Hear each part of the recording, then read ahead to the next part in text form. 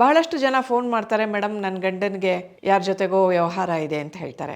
ಯಾವುದನ್ನಾದರೂ ಹಂಚ್ಕೊಳ್ಬಹುದು, ಆದರೆ ಪತಿ ಅಥವಾ ಪತ್ನಿಯನ್ನು ಶೇರ್ ಮಾಡ್ಕೊಳ್ಳೋಕ್ಕಾಗಲ್ಲ.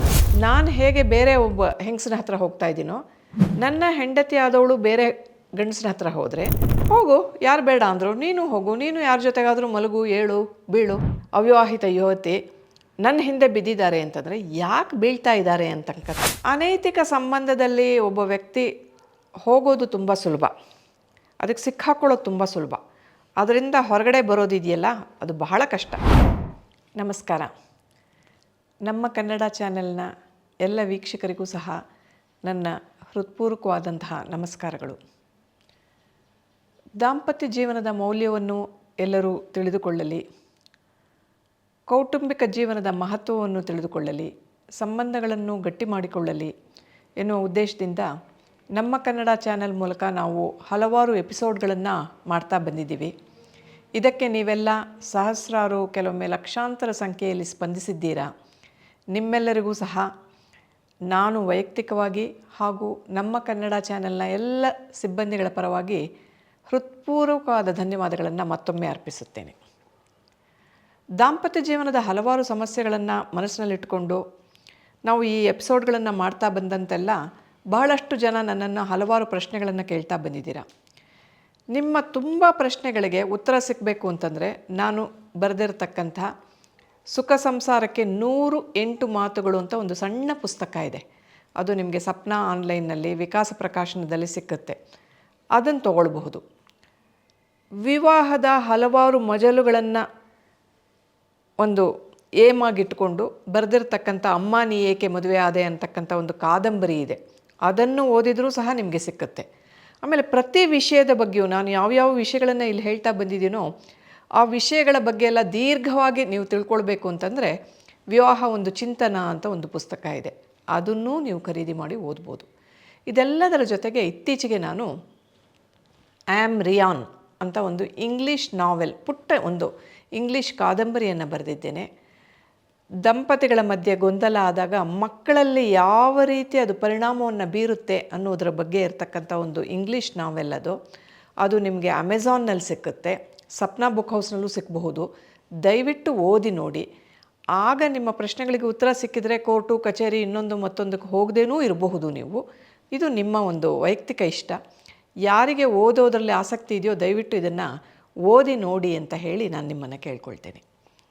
ಇನ್ನು ಇವತ್ತಿನ ವಿಷಯಕ್ಕೆ ಬರೋದಾದರೆ, ಅನೈತಿಕ ಸಂಬಂಧದ ಬಗ್ಗೆ ಎಚ್ಚರ ಇರಲಿ ಅಂತ.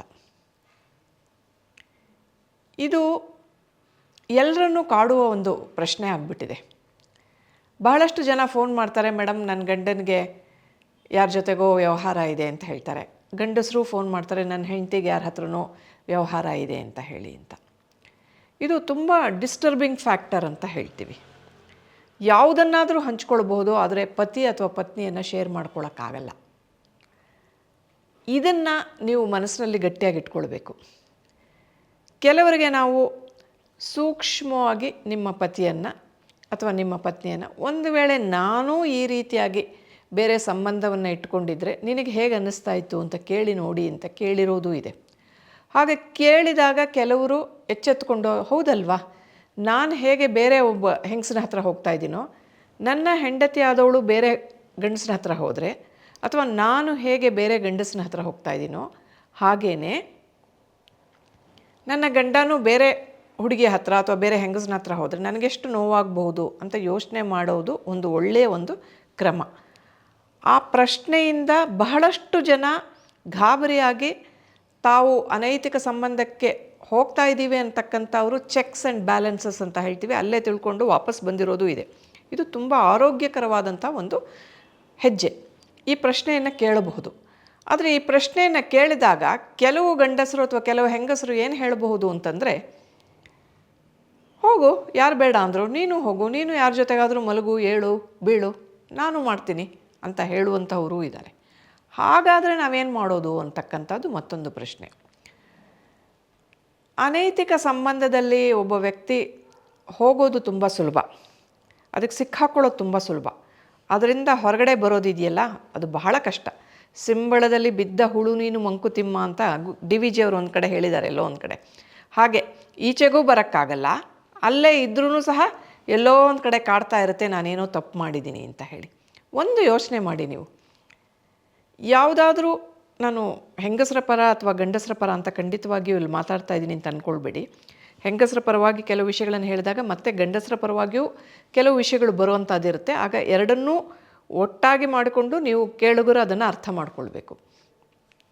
ಈಗ ಒಂದು ವಿವಾಹಿತ ಸ್ತ್ರೀಯ ಹಿಂದೆ ಒಬ್ಬ ವ್ಯಕ್ತಿ ಬಿದ್ದಿದ್ದಾನೆ ಅಂತಂದರೆ, ಅಥವಾ ಒಂದು ಅವಿವಾಹಿತ ಒಂದು ಯುವತಿಯ ಹಿಂದೆ ಒಬ್ಬ ವ್ಯಕ್ತಿ ಬಿದ್ದಿದ್ದಾನೆ ಅಂತಂದರೆ, ಆ ವ್ಯಕ್ತಿ ವಿವಾಹಿತನಾಗಿದ್ದರೂ ಬಿದ್ದಿದ್ದಾನೆ ಅಂತಂದರೆ ಏನು ಕಾರಣ ಇರಬಹುದು ಅನ್ನೋದನ್ನು ನೀವು ಯೋಚನೆ ಮಾಡಿ.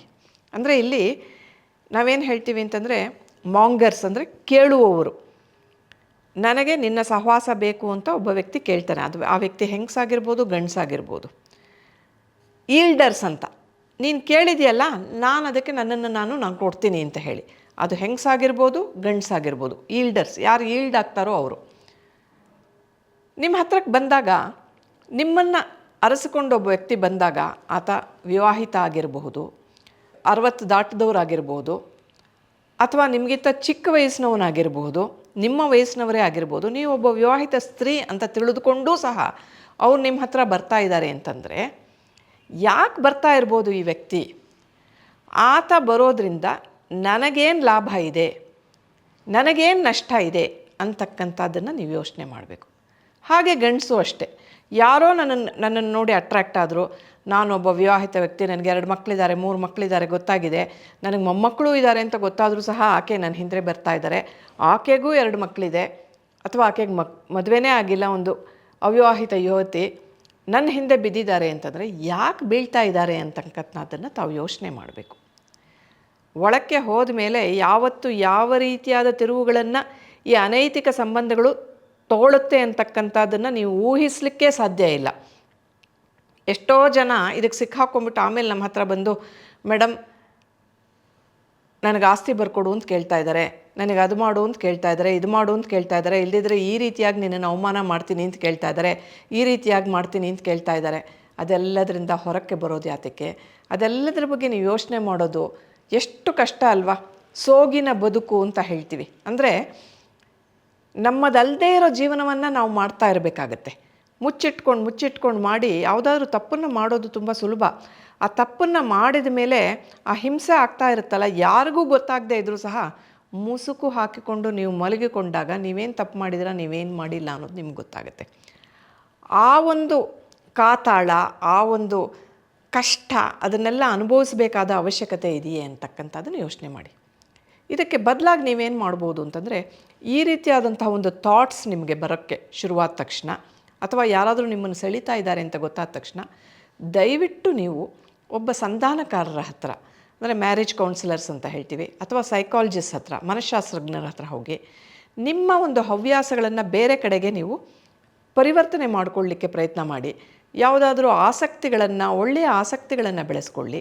ಹಾಗೆ ಮಾಡಿದರೆ ಬಹುಶಃ ನೀವು ಇದರಿಂದ ಹೊರಬರಬಹುದು ಅಂತ ಅನಿಸುತ್ತೆ.